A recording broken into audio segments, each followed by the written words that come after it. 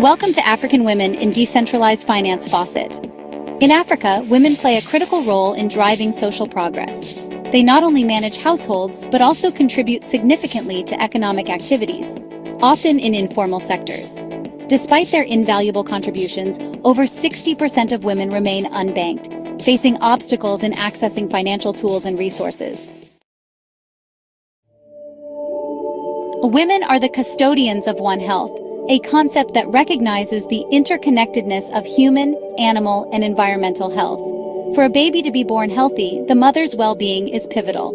Financial empowerment becomes a catalyst for this well-being, enabling women to afford nutritious diets, access healthcare services, and create an environment conducive to a healthy pregnancy and upbringing. Empowering women financially is a crucial step in disease prevention. With resources at their disposal, women can invest in better animal health care, improved cooking facilities, and hygienic practices, reducing the risk of disease. Financially empowered women can also invest in better sanitation, cleaner water sources, and improved housing conditions. This not only enhances immediate living conditions, but also contributes to long-term environmental sustainability and community health. Financial empowerment opens doors to education for women and their children. With access to resources, women can ensure their children receive quality education, breaking generational cycles of poverty and fostering a more prosperous society. Join us every Tuesday for our Learn to Earn sessions, where we empower women through DeFi, providing them with the tools and knowledge to transform their financial futures. Empowering women, transforming communities. Together, we can make a difference. Join our Learn to Earn programs every Tuesday. Check our website. Welcome to African Women in Decentralized Finance Faucet. In Africa, women play a critical role in driving social progress. They not only manage households, but also contribute significantly to economic.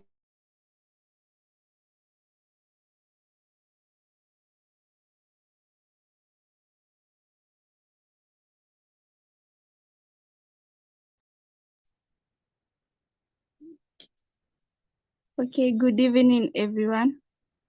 I think I will start. It's already 8 o'clock.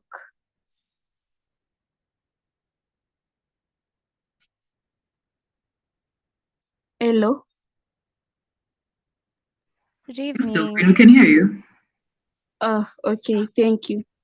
Okay, then I'll start since it's already 8 o'clock. Yeah, others can join us afterwards. So, welcome to another insightful session of the African Women in DeFi Learn to Earn program. My name is Dolphin Akini, and I'll be your presiding officer for today's session. So it's my pleasure to have you all here as we explore the transformative power of digitization and how technology is reshaping women's career. And today we are honored to have Sylvia Kaberia as our speaker.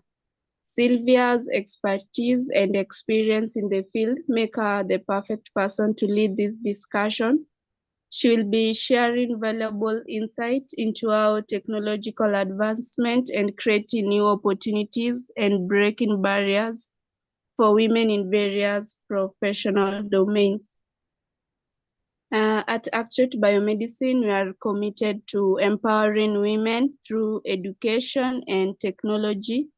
Our Learn to Earn program is designed to provide you with the knowledge and tools needed to thrive in the rapidly evolving world of decentralized finance. So this session is not just about learning, it's about engaging, sharing experiences, and supporting each other on this journey. So on that, I'll take you through our agenda for today. So first we'll have our topic presentation by Sylvia Kaberia. He will lead us through our today's discussion. And after that, we'll have additional comments and notes by the CEO of Actuate Biomedicine, Dr. Masharia Waruingi. And then after that, we'll have question and answer session. So I encourage you all to actively participate in the discussion, ask questions, and share your thoughts. So let's make this session as interactive and enriching as possible.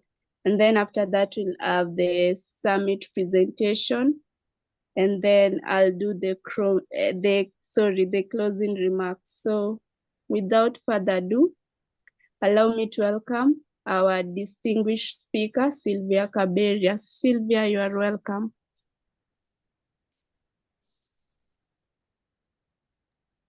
Hello, good morning, good evening, everyone. Sorry, I don't know if you can hear me.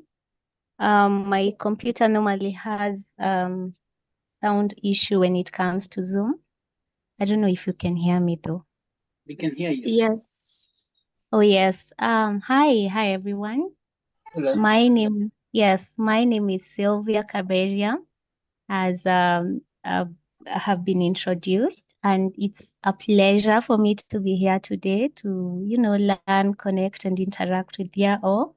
So I'll be taking you through a session on the power of digitization, and I'm very passionate about this because as much as I come from the marketing communications background, I am usually a tech enthusiast, and my work majorly involves digital marketing, of course, but I am the founder of an organization called eDigital Connect, which is a community, a business network, or an ecosystem for people in technology and digital marketing. And our work is usually to sensitize people on digitalization, and digital transformation. So I believe that with the knowledge that I have, I will be able to make an impact, because my aim is to make an impact. So I don't know if we can proceed. If you can hear me or you're ready to begin, please let me know before we begin. Oh, we are ready to begin. We are all in digital transformation because we are digital people. We are all about having fun. Awesome. This is really amazing. All right, let's get into it. So you can see my screen, right?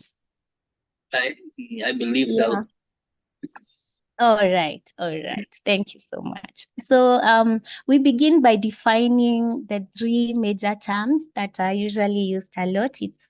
We start with digitization at the beginning point of digital transformation. Then we go to digitalization, and then to digital transformation. So normally digitization is the process of converting information, that is data, into digital formats.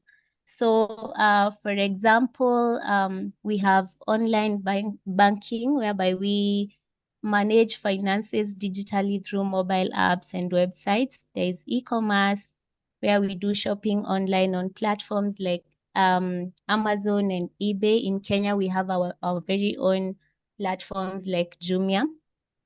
And then we have the likes of telemedicine, whereby you can actually get healthcare consultants,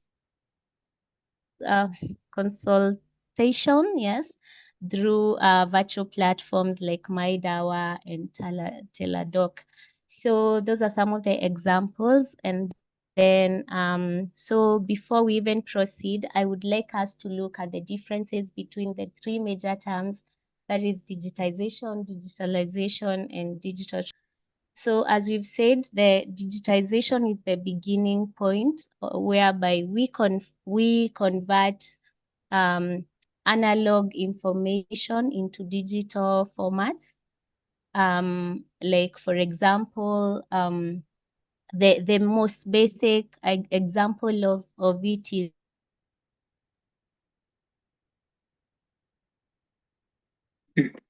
let's say, for example, a physical book into an ebook. Yes. And then there's now digitalization, which is now a step further, whereby we use digital technologies to improve business processes and enhance customer experiences. And then we have digital transformation now, which is the integration of digital technology into all the areas of business, fundamentally altering how business operates. A classic example would be our very own M-Pesa here in Kenya by Safaricom, whereby through M-Pesa, the organization is able to change how financial services or transactions are made. So instead of you going to queue in the bank, you can go straight away and make your payment through your phone using M-Pesa. So those are the three major terms that we'll be looking at today.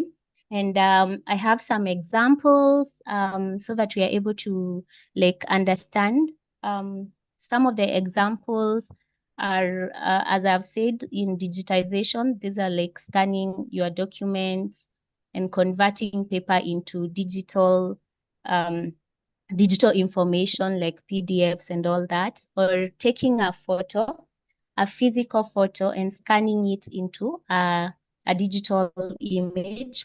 Then there's the library archives, like converting written books, physical books into ebooks and the sort of. And then there's now digitalization. This is where now we use mobile banking, e-commerce platforms, and also digital marketing. And then there's digital transformation. As a classic example in fintech is M-Pesa by Safaricom. In health, we have MyDawa, Teledoc, and Aga Khan also has a platform whereby you can consult a doctor and you get sorted instead of going there physically. And then in agriculture, we have our very own Trigger Foods here in Kenya, where they connect farmers to the buyers or the consumers through a digital app. So next, we are going to look at a little bit of history in technology, how technology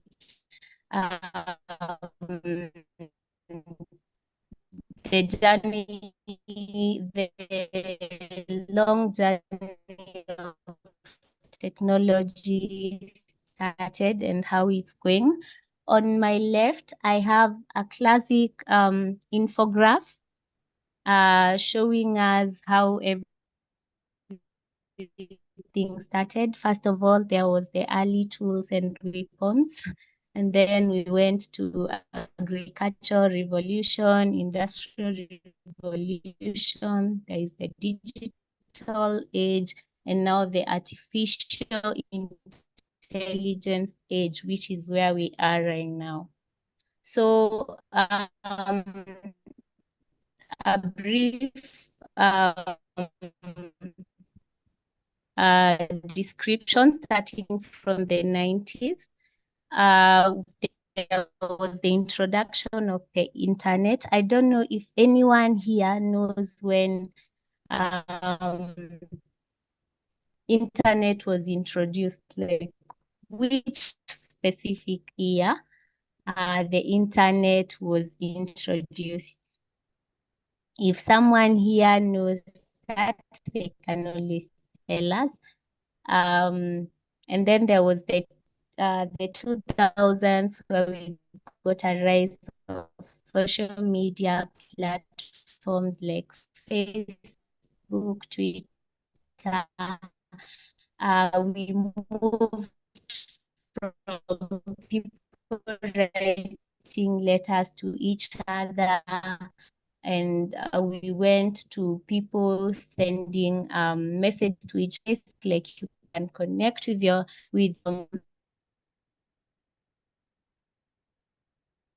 Okay, we lost her. Hi, Dolphin. Hi, Doc. I think there's a network issue. She has dropped off. Oh, she dropped. Okay. Yeah, maybe we give her some minutes. She was saying in the beginning that he has a connection, unstable internet connection. Yeah. Maybe she's still talking. Just text her, tell her she's offline. She's not here. Okay. Yeah, because she could drop without knowing she's dropped.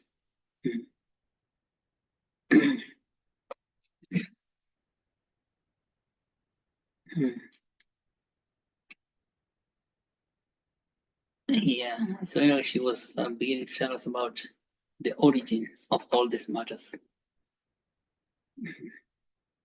We are all Actuate.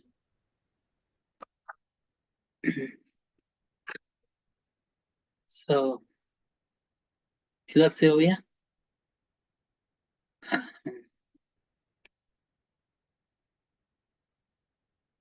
Not yet. Oh.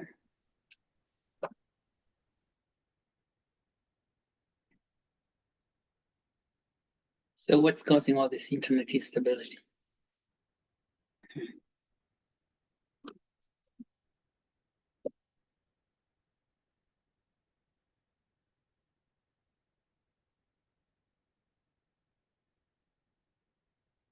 So do you have on WhatsApp you can, or maybe even telephone, you can call her, ask her what's going on? Yeah, I've already sent her the message. Okay. Yeah. So she's trying to get back in. Yeah. So yeah, she has given us 3 definitions: digitization, digitalization, and digital transformation. Yeah. Now, digital transformation, I think that's where we are in the era of transformation. Because I think what she's saying, digitization is what people are doing in 1990s, taking photos of manuscripts, old records, and then putting them into digital files. Initially, they would put them as photographs, digital JPEGs. And then it went on. Now, digitalization is, instead of taking a photo of a document, is writing that document itself online so you can have an ebook. The digital transformation is using now the digital technology for the entire business, end to end. So we have a whole company running on the digital platform. That is, that came around with Amazon.com way back when. So you see, Amazon was selling books, but Amazon was not selling digital books, it was selling physical books. It was an online marketplace.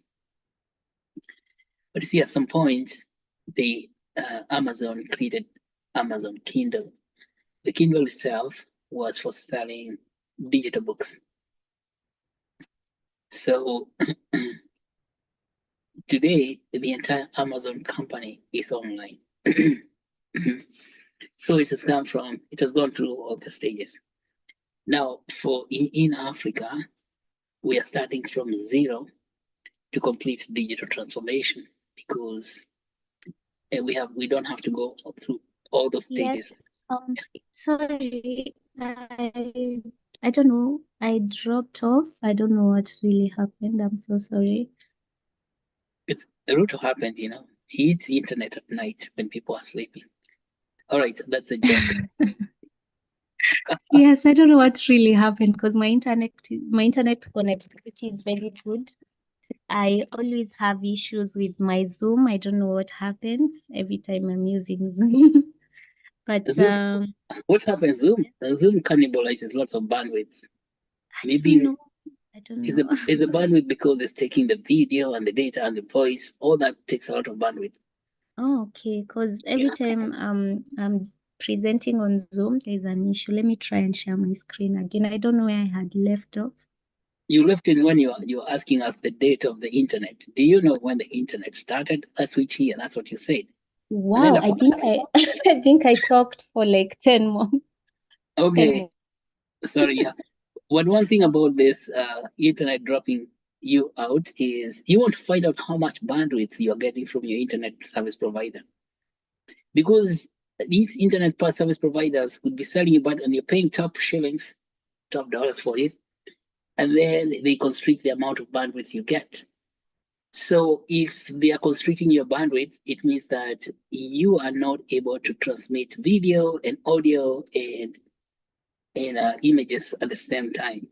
So find out from them and tell them to stop that type of business. They are giving you a headache. All right, now go ahead. Absolutely, I should do that. But in Kenya, we really suffer getting a nice ISP, but it's fine. Let me see where I was. I think you can call them. Just tell them you're aware of what they are doing in the background. Absolutely. We'll be watching Maneno. Many guys are behave like Ruto when you can't tell what they're doing. Yeah, no accountability. Yeah. They just want you to pay them money without Yes. giving you the full service. Okay, let's go back. Yeah, I think I'm I'm back. If I drop off, can someone kindly give me a call so that I don't speak to myself? Yes. Awesome. Okay. Okay. Well, wow. Yeah, so you're asking us which year the internet. So I'm guessing. Depends. Some people will say 1985, between 1985 and 1990, because we had IP Internet Protocol. Then after that, we got the hypertext transfer protocol. But the Internet Protocol that allowed us to have email is in the mid 1980s. Then the early Yes. 1990s. You get Yes. Okay, go ahead. Thank you so much for that insight. Actually, yes, it's in the 80s. And yes, but in the 90s is where now people really, got to understand how internet works, and people started to now embrace it. The 2000s, we got a rise of social media, whereby now you could communicate to people, before then you had to send letters. You had to do wait for several days for you to get a message, or even the small information that you needed to communicate with your loved ones. But now in the 2000s, we got a really good rise of social media, starting with Facebook. It was really common, and people now started reconnecting better and communicating and accessing information better. And then in the 2010s, that is where we got the growth of cloud computing.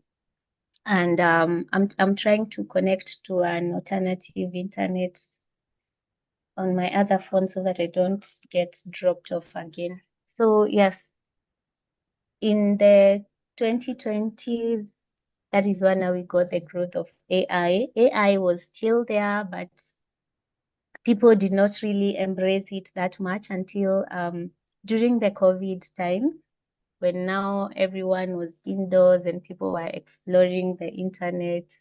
And I was having a discussion in our community whereby most of the people said that when people started embracing AI and remote working, a lot of challenges arose for business people because people were not ready. People did not were not really ready to have their teams work remotely, and people have started becoming very lazy when ChatGPT came, and now everything was all over. But I told them I think it was a good thing. Yes, there were so many challenges with that, but it is a good thing because it got to push us to get ready for such incidences just in case they happen again. So like right now, people know how to, manage their remote teams better. People have already now learned a lot about AI, even people who are not in tech or digital marketing.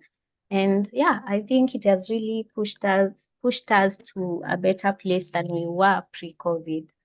So the impact of the evolution of internet is better communication, business operations, and new industries in the app development. Like right now, we have so many innovators coming up with apps that are really helping people operate better in business and even in our normal day-to-day lives. And then, yes, people started doing a lot of research on AI. They emerged a lot of e-commerce platforms, and people started embracing digital marketing because now people came to realize that you do not have to, the old school way of marketing kinda lost its meaning to most of the companies, because now with digital marketing, you're able to do, when it comes to marketing, you're able to even reach more people, and it's even cheaper and even easier. So yes, that is the impact of the internet so far. And yes, so what are some of the things when it comes to women in the tech workforce? So globally, women represent 39% of the workforce. That is by research by World Bank. In the tech industry, women hold at least 25% of the jobs. So which industries are women prominent in? The three major industries are healthcare, where we have so many women nurses and in the medical research field. And then in education, we have so many teachers. And, I actually did my small research and found out that most of the education institutions are managed or have at least a lady as part of the administration, or founded by female yes, teachers. So there's also the retail. In the retail, we have store management and e-commerce. We have a lot of women in store management and e-commerce. In technology, we have women in careers like software development, project management, and actually seeing a lot of a big rise in women, with women that are now entering into blockchain. There's a lot of women also trying to pursue careers such as cybersecurity, in ethical hacking. I know an organization that actually focuses on educating women to be ethical hackers here in Kenya. Now, the tech industry remains male-dominated, of course, but that is because most of the STEM courses are pursued by men. There's the stereotype that those are male courses or male careers. So yes, the male dominate more of the tech industry, but we can see a very big change and growth when it comes to women now embracing these careers. So I think as we move forward, more women are going also to pursue more tech careers. And yes, the impact of technology on job opportunities. We've seen that since the rise of technology, there has been a lot of changes on how people operate, how job opportunities are emerging in different sectors and fields like data science, artificial intelligence, and cybersecurity, as I stated earlier.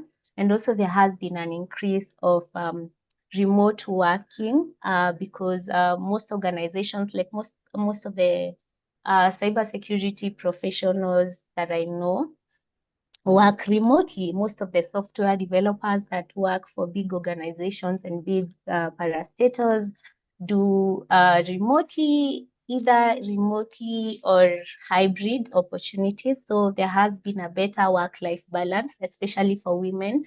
Now you can, if you pursue a tech course like cybersecurity, for example, artificial intelligence, data science, you can actually have children and work.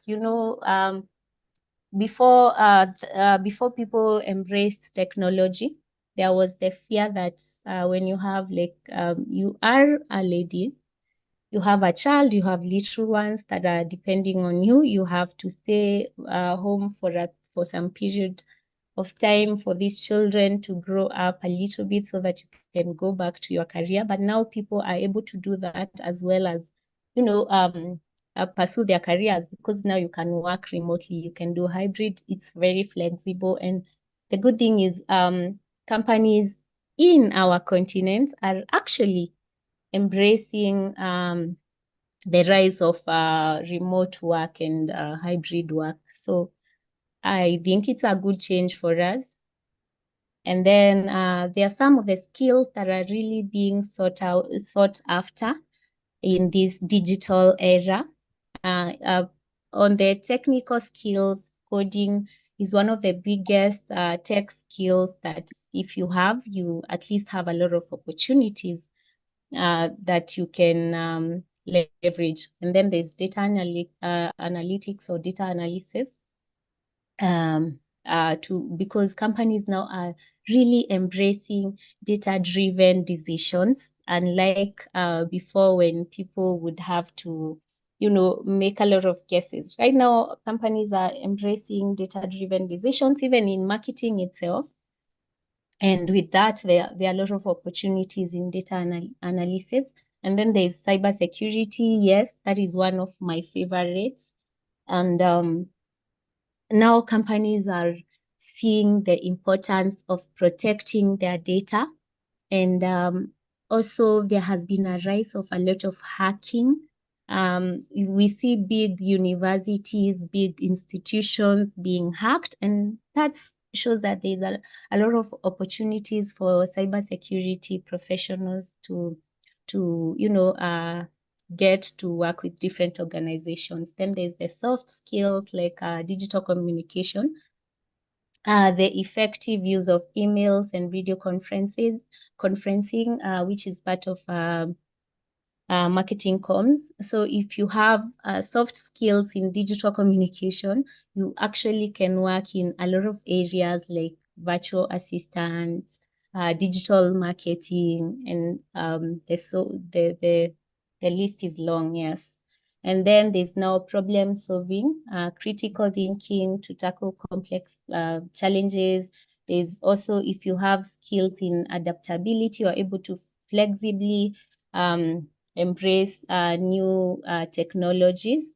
If you are able to learn quickly and move with the changes that are happening in the business and career landscapes through technology, if you're able to do that, then you can run with it. There are so many opportunities for you.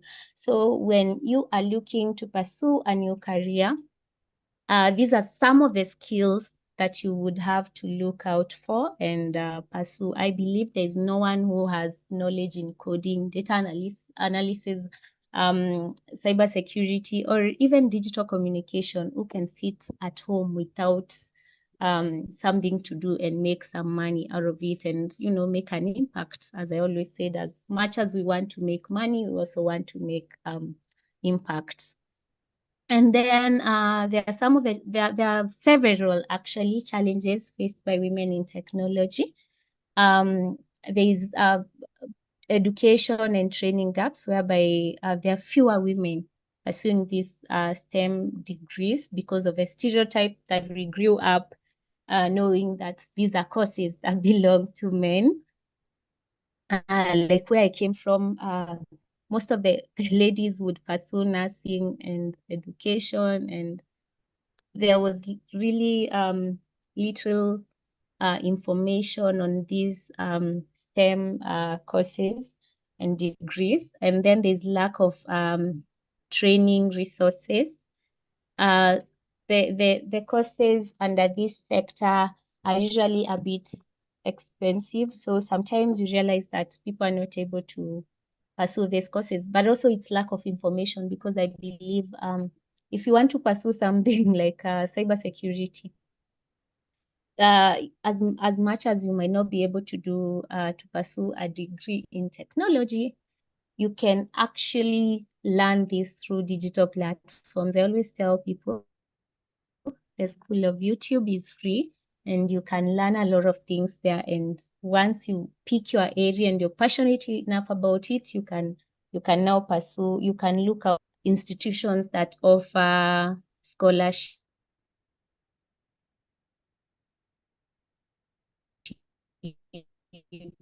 and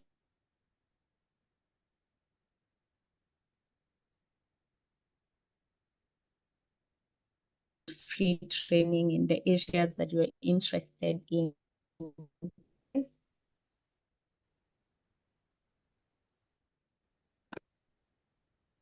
Hello.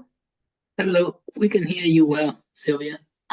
Okay. I think I thought I lost you guys. Sorry.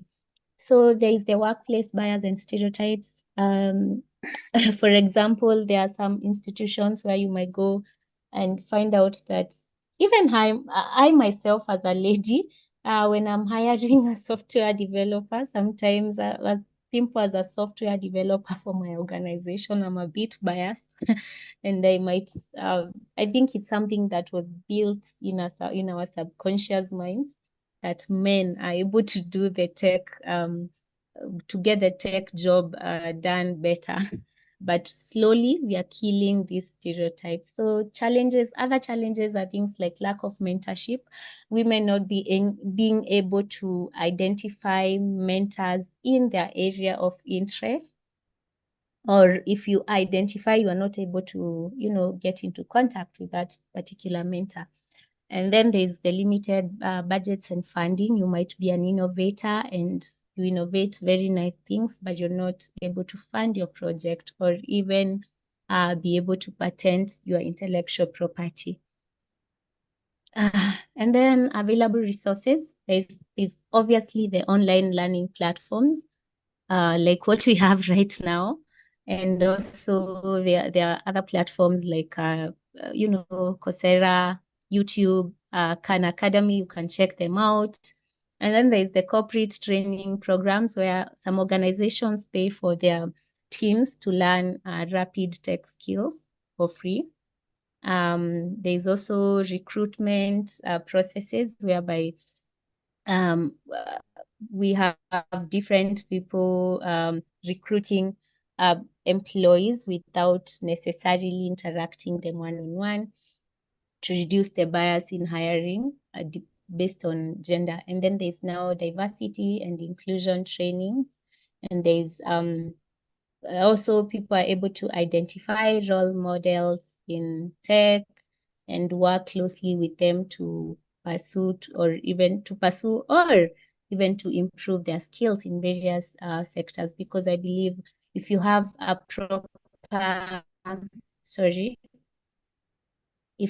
proper mentor or role model, you are able to maneuver better than someone who is blindly doing it from scratch. And then, support groups within companies that advocate for women and provide networking opportunities for these women to be able to share knowledge and share opportunities with each other. I'm running through them because I know my time is about to end.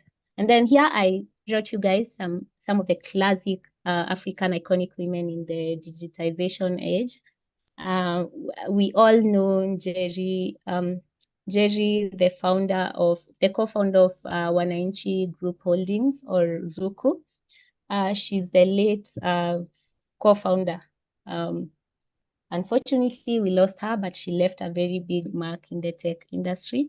Wananchi Online was Kenya's first internet service provider, which is still playing a very crucial role in expanding internet access across Africa and East Africa. And then we have Juliana Rotich, the co-founder of Ushahidi, a non-profit tech company born in Africa, which specializes in developing free open source software.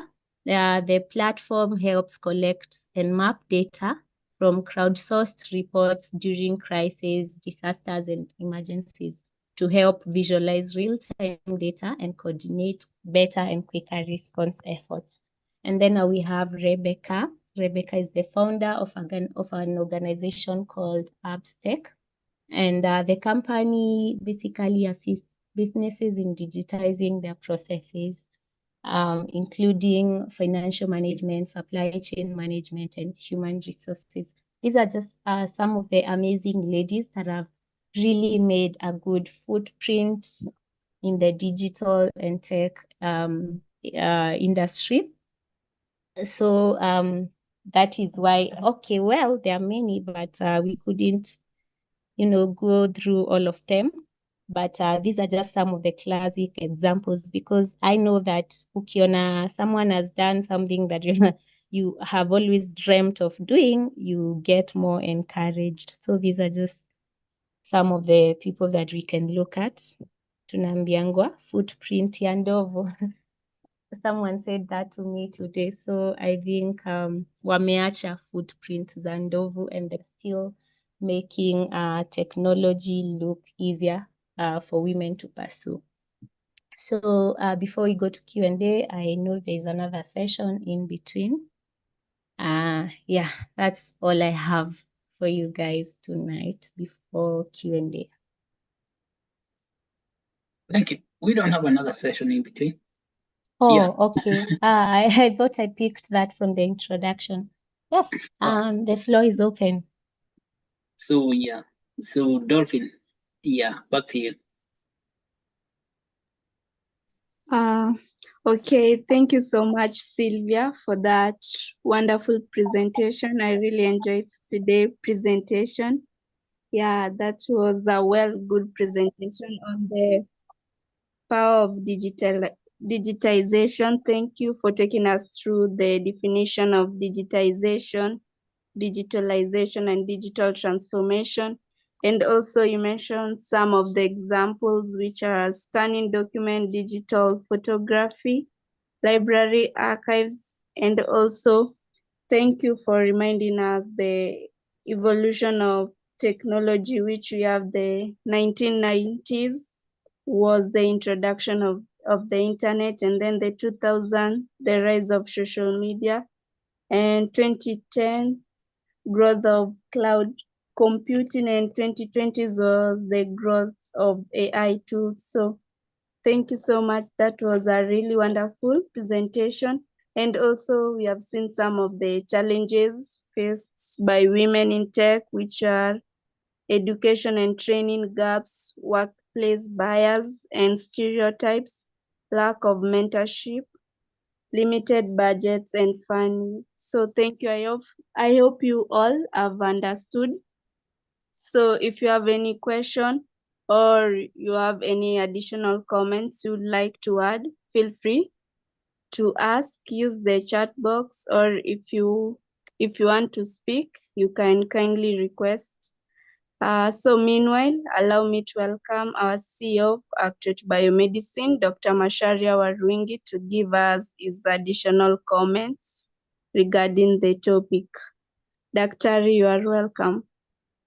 Oh, thank you, Dolphin. And I'm going to be very brief so we can get back.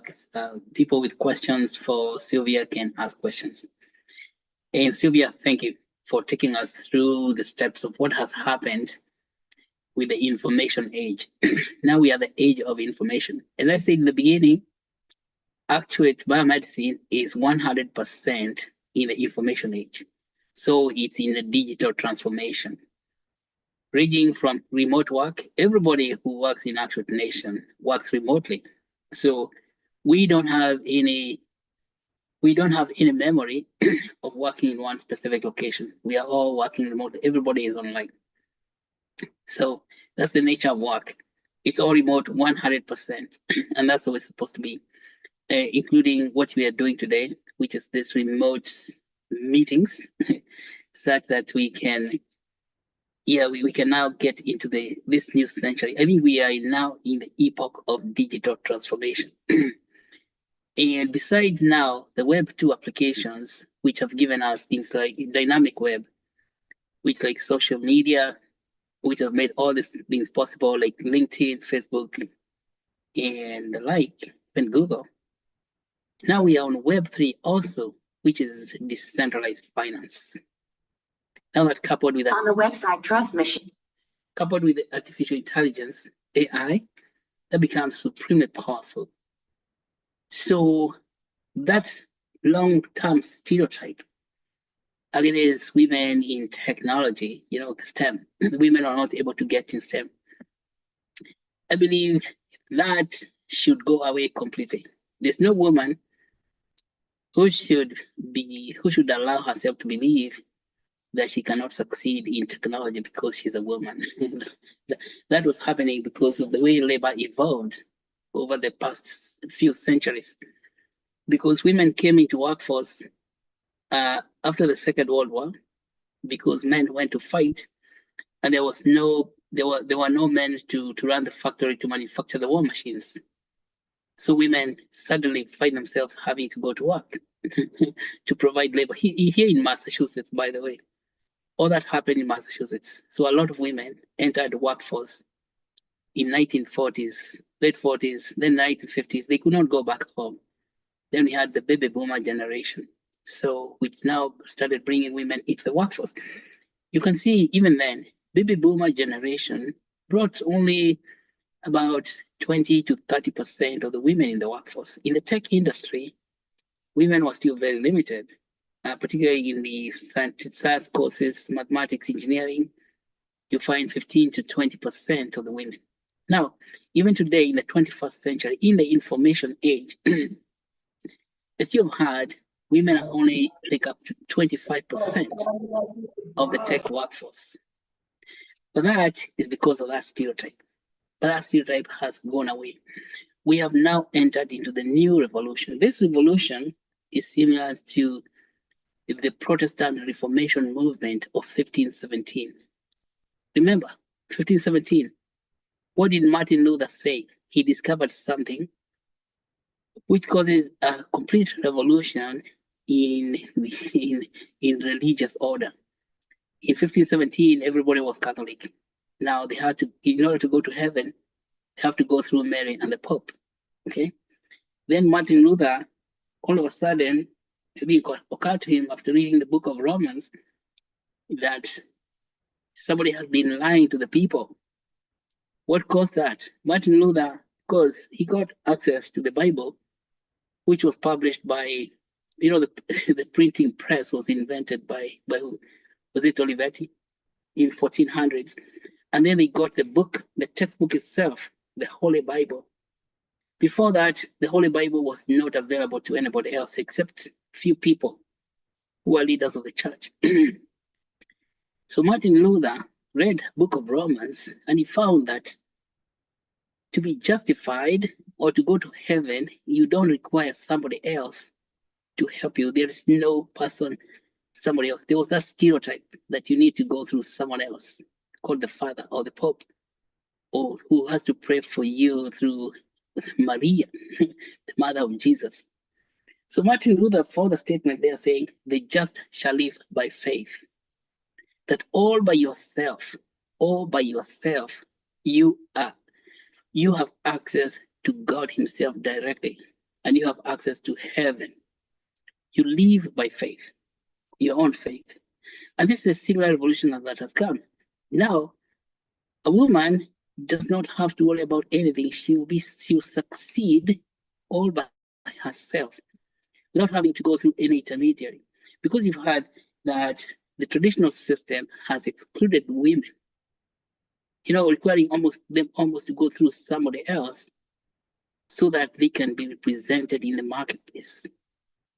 Just like Martin Luther said and decreed the Protestant Reformation, they just shall live by faith. Faith alone is what takes him. And I want now to address this in the matter of the challenges that Sylvia has identified for us.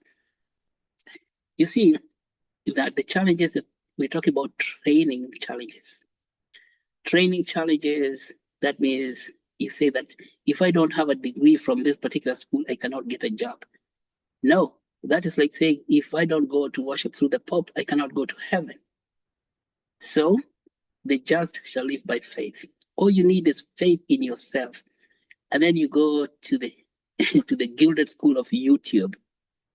YouTube has all the knowledge you need for your particular, because there's so many things that you can be expert upon today, including coding. You can learn full-time coding through YouTube videos. They are available for everything. YouTube is one big university which has got specialty for everybody. And in YouTube, there's no fees. There's no school fees. The only school fees you're going to pay is maybe data when you're downloading a video. So if you have faith in yourself and you believe, you can watch a full YouTube video, and in 6 weeks you come out as a super coder.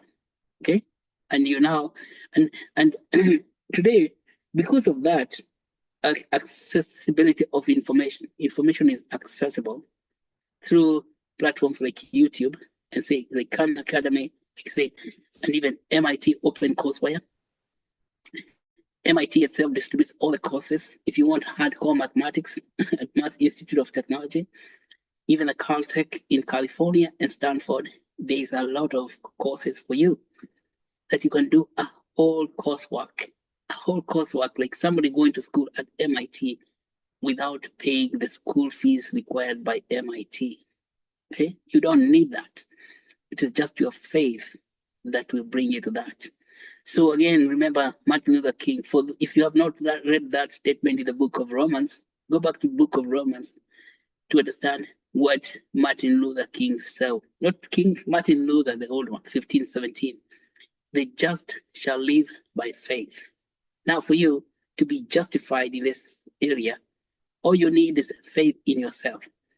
And let me tell you, because I have experienced, worked with many people who are hiring people, hiring guys who can work, including guys at Google and even large companies, even Microsoft. They are not looking for your academic credentials. Forget about those. The academia is a machine that's just consuming your money. So what they want, if you're going to work in a company, the company is looking for somebody who can do stuff. If you can code something great. So when you go for an interview, they don't just have this stock interview to look at your degree certificates and all that. They just give you a task to do. If you can do it very well, then you're hired. Of course, in companies like Google, the interview can take 1 whole year when you're there. And all you're doing is they're observing what you're doing. And so you actually learn within the work. And of course, this means that you don't have to be afraid that you did not go to this big title university. So you start, looking for credential, that credential superstition. That credential superstition is now dethroned today in the information age. The digitization and the digital transformation is the one that throws away the credential stereotypes. Those stereotypes of credentialism. We call it credentialism as superstition. For example, if I need to hire someone myself, so put it in the Actuate biomedicine, I don't go looking at their degree certificates. Those things mean nothing to your work performance. Your work output means that you're a self-driven person. When there's something to do and you have a question, you can go to YouTube and watch a whole bunch of videos. You learn those processes very well. Yeah, back and forth until they become very clear to you. And then you execute. And then today, of course, you see we have artificial intelligence to enhance your performance in learning. So you can learn even faster. So again, you live by your own faith. Faith in who? Faith in yourself. So that's what I wanted to add about that. So I'm thinking that the next now, and now probably Sylvia, we shall work very closely together, is to bring this digital transformation in the field of economics, decentralized finance. Because like we have had now decentralized information system through Web 2 technologies or the internet technology, now let us transform these sources of money. How do you now fund for women? How do we fund those opportunities? Because if the money is not missing, but organizing the money has been the problem, because the money has been highly centralized. Like education has become decentralized. In the same spirit of this Protestant movement of 1517. Now getting finance is also decentralized finance. And of course, the highly financed people shall live by faith. Again, this is through the blockchain money, cryptocurrencies, let's understand how they work, particularly how we can use them to empower women in our communities. So this is great. So now, Sylvia, you have given us, some several examples of great women. Would like to invite them to our summit. We are coming to summit, having a summit in December. So Juliana will teach. Yeah, we would like to connect with her. If you have the contacts, we find how we can connect with her so she can come to the summit and speak to our women and women workshop, African women in decentralized finance. But she's gonna be, we're gonna work to find out exactly what she can talk to women about. And also Rebecca of what the APS text abstract. But I didn't know that Jerry of Wananchi passed away. When did this happen? Jerry of Wananchi Group. When did she pass away? 2023, October, I think. Oh, that's recent. Yeah. So yes, Wananchi is most transformative in terms of Zuku. It's very cheap.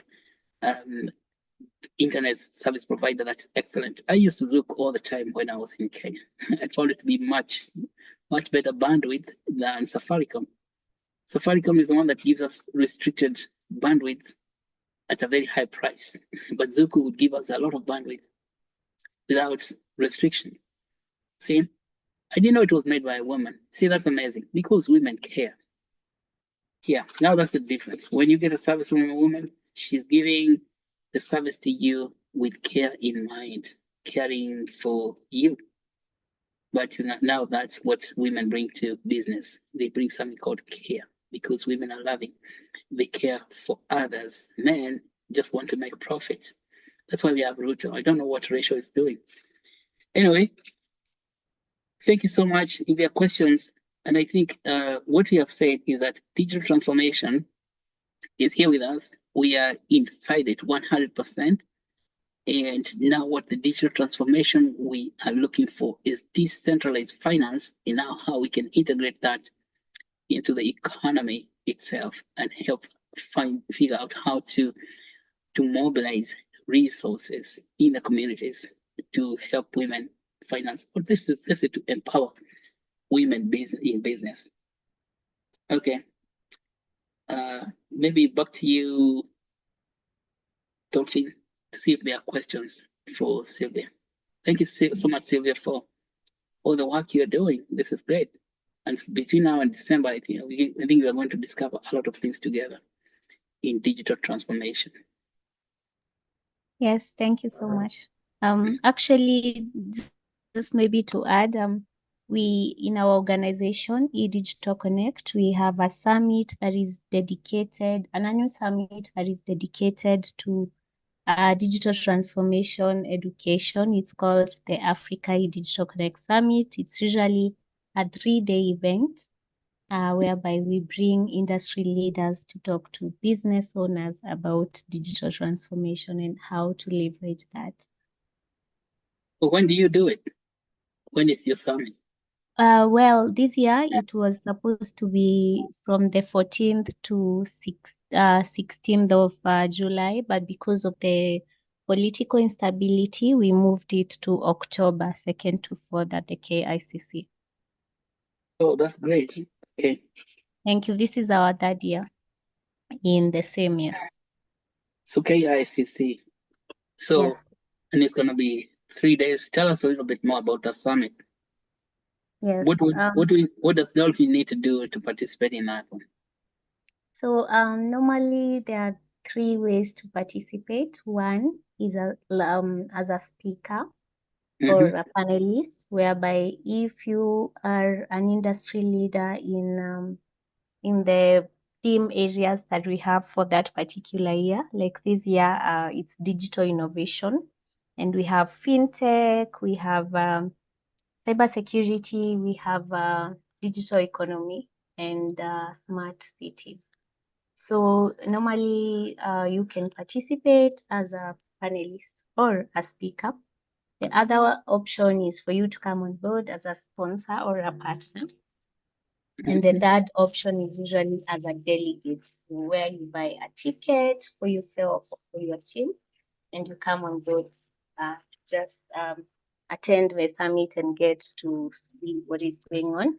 And since last year, we've been in partnership with the China Trade Week, a show called the Africa Technology Show, whereby people in technology come to exhibit their innovations. Yes. Wait, China Show Week China Trade Week, or Trade Week? Okay. where now we bring innovators from Dubai, China, and Kenya to come and showcase their innovation in Awesome. the tech sector. Yeah. So when people come in as delegates, how much do they have to pay to participate? We have three tickets, sets of tickets. We have the passes for 1 day, because it's usually 3 days. The passes for 1 day only go for 2,000 shillings. Okay. Because it's KICC, so we don't offer meals. And then there is 2-day pass, which goes for 4,000. And then there is the third set is usually for a 3-day pass, which goes for 9,000. But right now we've downgraded it to 8,000, because our aim is to have full capacity, because our hall is usually a 500 persons theater. So Yes. our aim is to have it full, because the speakers, we have a total of 70 speakers and panelists combined for the 3 Yes. days. So the panel sessions are usually very engaging. After every speaker, we have a panel session. So Okay. we like to have full capacity. But right now, we have at least 100 tickets to go. Okay. Yes. 100 tickets. Okay. But Yeah. now you have speakers. Now speakers are already complete. You don't need. Now Dolphin cannot come there as a speaker now because your speaker list is full. Yes, but we are also recruiting speakers for next year, because we intend to have the summit in April, early in the first quarter. Yes. So yes, between March and April, we've not really chosen a date, but obviously it's usually automatic that our venue is KICC, because we have a partnership with them. So we are already selling next year's tickets and exhibition spaces, and we are also recruiting speakers and panelists for next year. And we have other events also around digital transformation that I can always tell you about. KICC is expensive venue, isn't it? You have to pay there to pay for the venue. Yes, it's really expensive, but yeah, we have to do what we have to do, because ours is actually Kenya's first ever Kenyan founded tech summit. Most of those other tech summits that we have in Kenya, they're either government summits or Yes. West Africa, South Africa. Yes, so ours is the first Kenyan founded tech summit. And we focus on the tech and digital marketing industry. Okay. Yeah, that's great. I was thinking KICC, you have to pay the venue itself, and then then you said you don't provide the meals. But but you have to We provide don't. lunch. We don't, because at first we used to do the summit at the Panari Hotel. We went to Ole Sereni, Yeah. Emaro Ole Sereni. For that, Yes. we would provide lunch, and the tickets were going for 7,000 shillings a Yeah. day. Yeah. But now, because at KICC, we are not able to cater for all those people, because there are people who come to KICC during our summit, not to attend the conference, but to attend the China Trade Week, which is usually a free attendance, because it's just exhibitions. It's different industries, like in technology, food, and all that, and they're put together. So they welcome all people to come without any registration fee to come and view the exhibitions. So if we were to provide lunch, we would not be able to separate between our delegates and the exhibition attendees. So we we just decide to lower the price of the ticket so that if you want to buy lunch for yourself, you can always buy lunch at Safari Park. There's a Safari Park restaurant inside KICC, yes. Okay. Oh, bring your own chapati, BYOC. Yes, and there are actually exhibitors in the food industry that sell, food. And that's a great thing, because if you have exhibitors who are selling food, Yes, that means, yeah, that's the way it should be. Yeah. yes. So we have summit. Our summit is going to be at KU because it's about biomedical translation and health access. So Amazing. I would love to attend that also. we reserve space for you. That's going to be in Thank December, you. right? Thank So you that, very much. and it's of course also, it's digital. We're talking about digital revolution or transformation of biomedicine in Africa. Let's call it global health. That's what they call it, global health. Health and human development. And you see, that cuts across the entire spectrum of the life of a human being.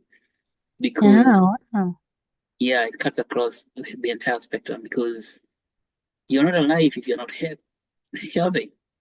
And so Yes. the summit is going to be multidisciplinary, bringing together people in technology, from information tech, computer scientists, engineers, software engineers, and then we bring the other engineers, the traditional engineers like civil engineers for water, because we cannot live without water, water management. And so then we bring people in in law, legal and policy, who can advise governments. And then of course the blockchain itself, and then people in healthcare, medicine, surgery, and pharmaceutical science. So All yeah. right. All right. So does that include things like telemedicine? Because that's the area that I'm currently really interested in. Precisely. Now today, you see, you mentioned even a company we had today, Discovery called MyDawa. Today we Yes. talk with MyDawa team, lady called Samila, Dr. Samila, Abdul Rashid, and they explained to us what they do at MyDawa. They do telemedicine, full spectrum telemedicine, and then they also manufacture. They are second manufacturing of essential drugs, which they distribute through their MyDawa store. So they have an online store. So telemedicine.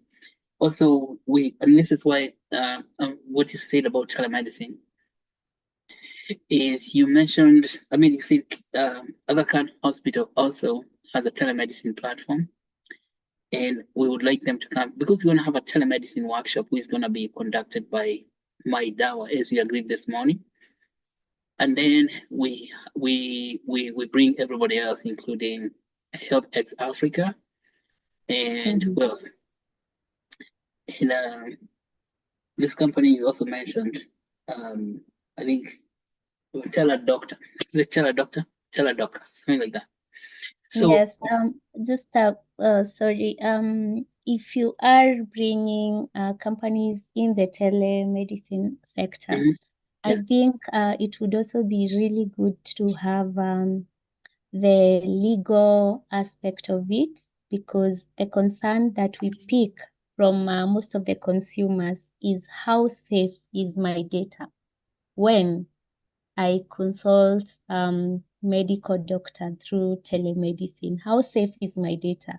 What if they have an employee in their company who might leave and at some point they leak all the data? So maybe to have a legal aspect of the same, and on what are some of the data protection acts that we have in our system, in our country, that protects people that use telemedicine. So that's great question. And I think if do you have contact people in the legal field who can talk about that? Awesome. Yes. So what we are talking about is now working with lawyers, because telemedicine, of course, health information. Let's first of all say that health is data intensive. Everywhere you go, they are collecting information about you, from the patient encounter When you meet a doctor, he Yes, start and asking you it's very questions. sensitive data, yes. Yeah. So, and that data has to be very well protected. And today we have technologies that can help to create very strong protections, particularly the blockchain itself. And so what we want to do, because um, the people doing telemedicine today, they have not deployed the blockchain itself, because the blockchain is tamper resistant and of course high security. And we want to see how people can use blockchain.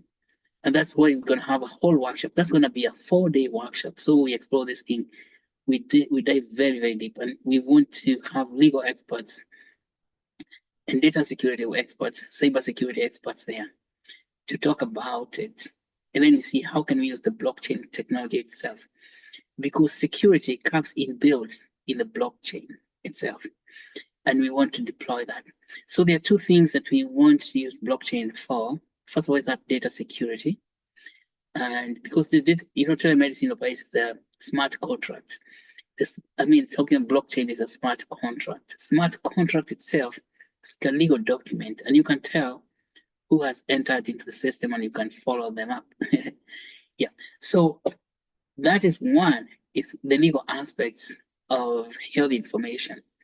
And the second one is finance. Because, for example, today when you're talking to MyDawa, we ask them, how do you get paid for providing those services?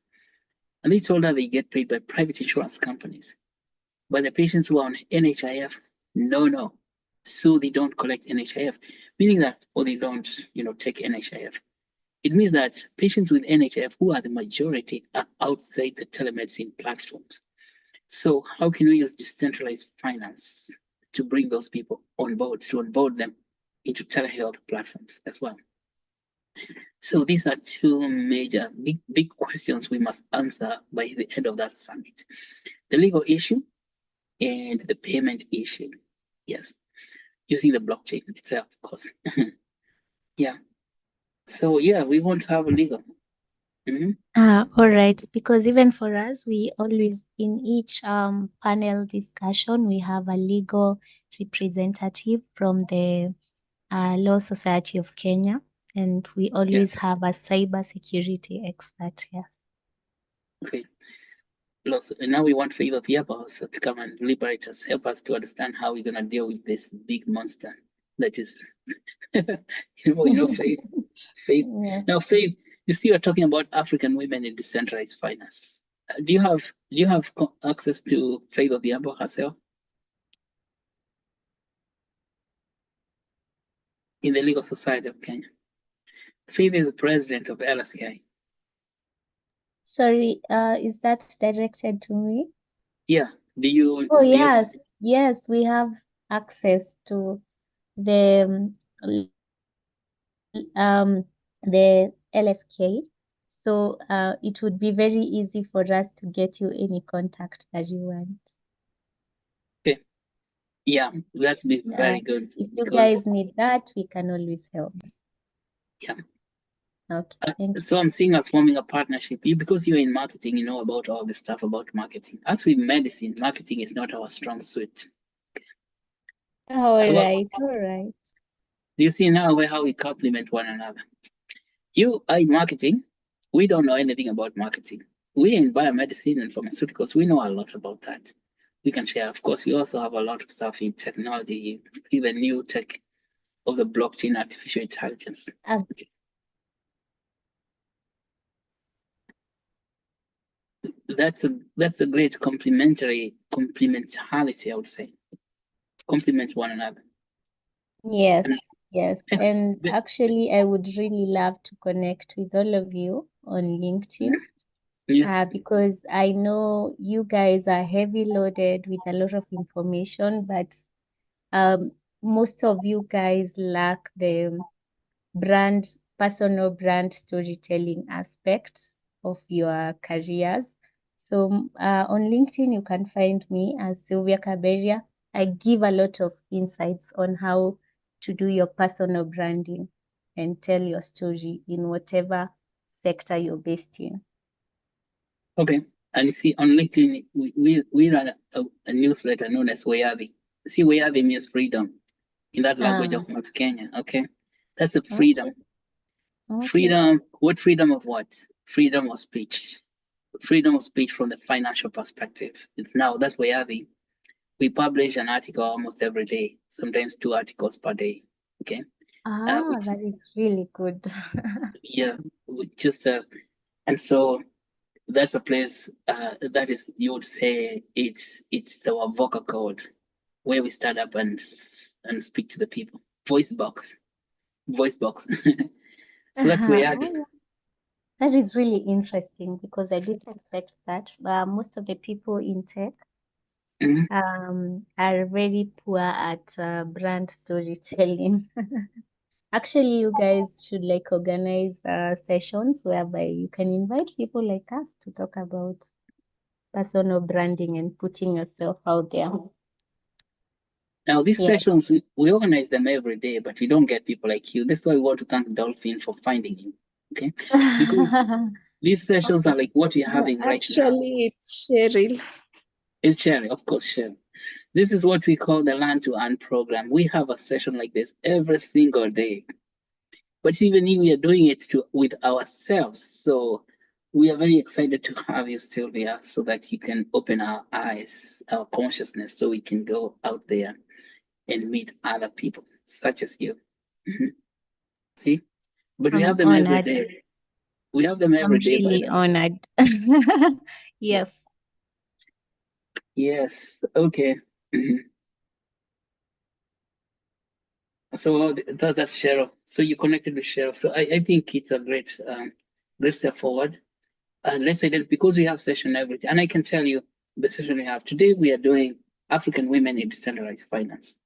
Before that, we had biomedical translation science just an hour before this. So today, only today, and so we would like people in biomedical translation even to communicate that idea, because the translation science in biomedicine is something that people should know out there in the community, but the knowledge is restricted. So we end up feeling like we're talking sometimes to ourselves. Okay. So that we need to broaden this conversation out there. Yesterday, we had another meeting. It's called Environmental Health, Environment, the health of the environment, where we talk about how does the health of the environment affect the human health, human body, or the health of humans. Then tomorrow, Wednesday, we talk about mental health. Okay. So, and then on Thursdays, we talk about health access. Now, health access is where my DAWA comes in, because you can see what my DAWA is doing is giving people access to health services. But you can see they're working with, they still have lots of challenges from the payment perspective, because they have not explored decentralized finance, which is when you work together. And see, that's the message we need to communicate out there, so that people can come and speak to understand how we can use this decentralized finance to give services accessible, with services accessible to people. Then on Fridays, we do STEM, knowledge translation. STEM, as you have said, science, technology, engineering, mathematics subjects. They are male dominated today. Even today, it's about only a quarter of people in STEM are women. But with the remote type of work and remote learning, and with Martin Luther's idea that the just shall live by faith, then we don't want to have 25%. We want to have 50-50 ratio, where there are 50% women, 50% men. And so in STEM is on Friday, we talk about STEM translation. And then on Saturday, we do blockchain proper. Blockchain basics, how to understand wallets, to understand exchanges, even understanding cryptocurrencies and what to do with them. That's a new finance, decentralized finance. And then on Saturday also, we do a program on water itself, because water is a big deal, because water is life. So you can see we have every day of the week, sometimes 2 lessons a day. And these are opportunities for people from out there to come and speak to us and speak to people, the Actuate Nation. When I say us, there are very many Actuate Nation, because right now, as we are talking, we're also streaming on YouTube at the moment, right now. Okay. So, and we want to stream this through YouTube, Facebook, and Twitter, and probably other social media platforms that allow streaming. And so we have two streaming technology. One of them is just Zoom itself, because Zoom is able to stream to YouTube directly, and then OBS, Open Broadcasting Software, which is able to stream to Facebook and Twitter at the same time. Yeah. So if we can now find people who are familiar with the social skills, the communications, like yourself, we would like them to come in and talk to us, because us is hyper science stuff. And I think there is no science without human beings, the social aspect of science. Okay, so that is the invitation, so that you can help us identify people who can come in as speakers every week. And this we call them learn-to-earn program, because when people come in, they learn how to receive Actuate tokens, or they learn how to work with the blockchain itself, learn about wallets. Because today, I hope that Cheryl and Dolphin will show you how to create wallets and how to work with wallets, how to get into the decentralized finance, which is the finance of the epoch, like today. And just to say the last thing is that Mark Andreessen in 1990s said that the software is eating the world. By the way, Mark Andreessen is the one who perfected the web browser. He invented Netscape. Mark Andreessen, he said the software is eating the world. But that's what's now called digital transformation, where the software eats everything, where everything we are doing is run on the software. Today, we have got very, very deep, where the software is not just eating the social world, it's eating the finance world as well. That money is on the software, which is on the blockchain. And we want to make sure that everybody is on board with that. We don't hear somebody went to my DAWA and it was rejected because my DAWA could not get paid. Okay? Because that person is on NHIF or doesn't have any insurance coverage. But on the blockchain, decentralized finance, coverage becomes decentralized and everybody has access. So you have universal access to health because of the blockchain. So blockchain is now, you could say, eating the money. As blockchain started eating the world, we got digital transformation. Now, but blockchain overlooked, the internet overlooked the money, but now the money is in the software. So software is now eating money, and then we won't have any more problems like this finance bill crisis we're having because of Mr. Ruto's misbehavior. All right. Well, thank you so much. And I will stop talking because I can talk like this forever and ever. But we really appreciate you, Sylvia. Thank you. Back to you, Dolphin. Okay, thank you, Daktari, for that comments, additional comments and notes. Thank you so much. Yeah, if you have any question, feel free. Yes, feel free to ask Sylvia any question related with technology. Yeah, and also if you have any comment, also feel free. Yeah, this platform is all for learning. We are here to learn. So yeah, feel free. So meanwhile, on the summit, as you all know, that yeah, we have organized a summit which will take place from December 3rd to 6th this year. And the theme will be using blockchain, DeFi, and AI to improve health and human development. And also the venue will be at Kenyatta University. Yeah, and also we have a very good number of list of speakers. Like, for example, you have Dr. Michael Magoa, Professor David Ndete, Bran Koyundi, Benda, N Kithaka, name it all. Yeah, you should be taking time visiting our website. Yeah, we have very good number of lists of speakers who will be attending. And also, yeah, we also have a poster competition where winners of the poster competition will receive grants to commercialize their innovation and also to present their work at the Actuate Summit in Boston, Massachusetts, in 2025. Yeah, and also we have the guidelines for poster competition. Yeah, kindly go and read the guidelines, what is required for you in order to be the winner of the poster. Yeah, given that, yeah, I know most of the things required in order for you to participate. Yeah, you can come either as an attendee, speaker, as a sponsor. Yeah, thank you, Grace. Grace has posted the link to the Nairobi Summit. So kindly go through it, yeah, and check. So meanwhile, I've seen that there is no question. I think we can do the closing remarks. Yeah, so first of all, I'd like by thanking Sylvia. Yeah, thank you, Sylvia, for that enlightening presentation. Yeah, it was really enlightening.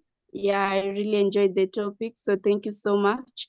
And I would also like to thank the CEO of Actuate Biomedicine, Dr. Masharia, for his additional comments and notes and always taking his time to attend in our meeting. We really appreciate that.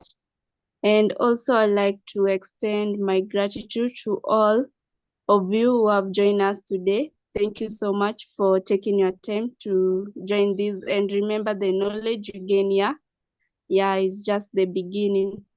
So as we conclude today's session, I encourage you to stay connected with us through our various platforms. We are like LinkedIn. We are in LinkedIn, Instagram, WhatsApp, Facebook. Kindly please follow our page. And so next week we'll be focusing on mechanism for retroactive funding in DeFi for women and One Health. And also another thing, don't forget to visit our website at www.actuatebio for more information, and also check out our resources. And also we would appreciate your feedback. So please let us know how we can improve and what topic you would like to see covered in future sessions. So thank you. I've just posted the link to the form, the attendance form. So I'll give you a few minutes to fill it. Yeah, remember you have to fill that form in order to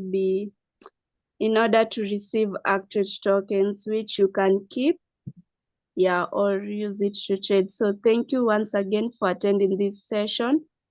Let us meet again next Tuesday for another session. So thank you and good night, everyone. Good night, and thank you so much, everyone. Thank you, Sylvia, for your time. And let's stay together. In French, they say à tout à l'heure. Yeah, in the next hour. All right. Bye now, everyone.